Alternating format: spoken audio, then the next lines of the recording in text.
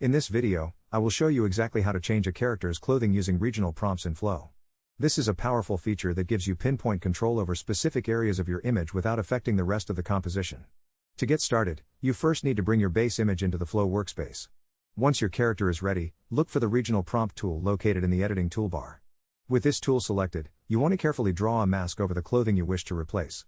Try to stay within the lines of the original garment to ensure the new fabric blends perfectly with the character's body and pose.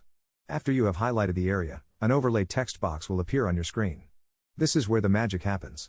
In this box, you should describe only the replacement outfit rather than the entire scene. For example, if you want something professional, you might type a formal black tailored suit jacket with a white button-up shirt. If you are going for a more relaxed vibe, you could enter a casual bright yellow summer sundress instead. The more specific you are with textures and colors, the better the final result will look. Once you are satisfied with your description, simply click the Apply and Generate button. The AI will then work its magic to weave the new clothing into the existing image while maintaining the original lighting and character features. It is a seamless way to iterate on character designs or update portraits for different contexts. I hope this tutorial helps you master regional prompts.